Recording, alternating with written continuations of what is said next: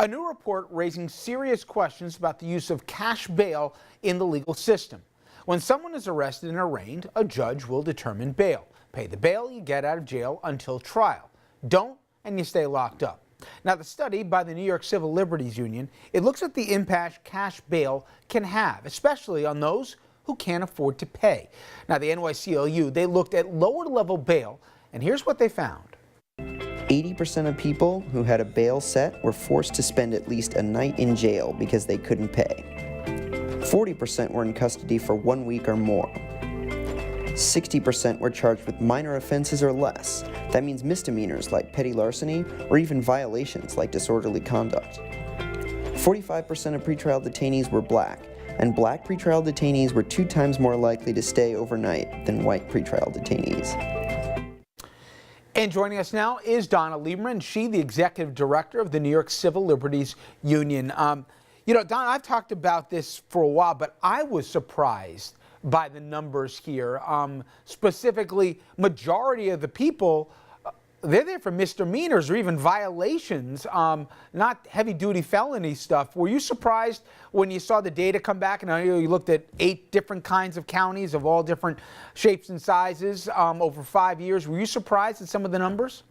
Yeah, quite frankly, we were surprised. You know, we knew a fair amount about what was going on in New York City, but we had no idea that upstate people were spending, you know, a week in jail or more routinely on misdemeanors and violations. I mean, thousands of people over the period in the study, 5 years, you know, spent time in jail for not being able to afford $500 bail.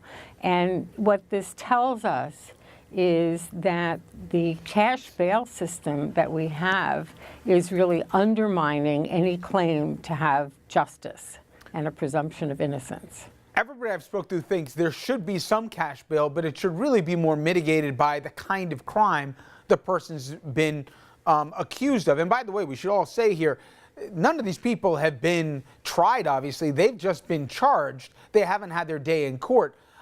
Where would you like to see the line change to?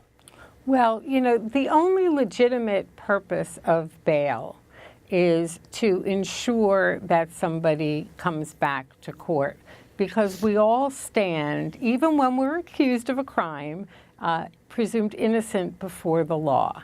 And studies have shown that the vast majority, nearly all the people who are released on their own recognizance when they are charged with criminal behavior, come back to court as they're supposed to. So a no-brainer in this conversation is that people who face misdemeanor and violation charges and people who face non-serious, non-violent felonies should be presumptively released on their own recognizance or with some sort of supervision. If that doesn't happen, then the pressure that is put on an individual to cop a plea when they have no idea what the evidence is against them, when they may not have committed the offense charged, is enormous. Well, you alluded to some of the consequences. You found here some people, literally because they can't make the cash bail, they'll lose their job, maybe even lose their house, or even the family will just say, we're out. Oh, absolutely, absolutely. I mean, you know, I remember Kimberly Hurl Herring, who was the plaintiff in a lawsuit that we filed several years ago about the right to counsel. She was in because she couldn't make bail. And I mean, she lost her livelihood. She lost her nursing license because she copped a plea when she hadn't committed the crime, and she couldn't mount a defense because she was in jail and under such enormous pressure. So it really does, you know, put a huge thumb on the scale, and that means that the scales are not scales of justice. They're really creating a two-tiered system, and if you're too poor to afford even small amounts of bail, you don't get the benefit of the presumption of innocence. You know, we say a day a week. In some cases, they're there much longer than that, right? Absolutely. There are people who are spending months and months and months in jail. I think people all over New York know the story of Kalief Browder. Yep. Now, that's a New York City case. but it's instructive for this issue. You know, he was held in jail because he couldn't afford, I think it was $2,000 or $2,500 bail.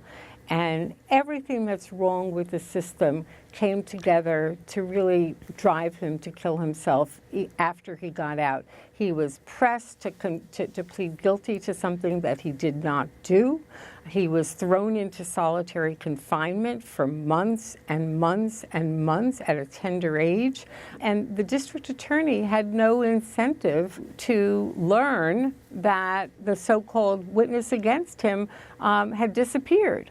So they couldn't prove a case. And in fact, his claims of not having done what he was accused of were actually true. In the case that Donna's referencing was all over a stolen backpack with, and we're talking about a teenager here who horrifically took his life. Right. Finally, I've heard a lot of people talk about this even before your report came out, but will the rubber meet the road here? Is Albany going to do something about this or not?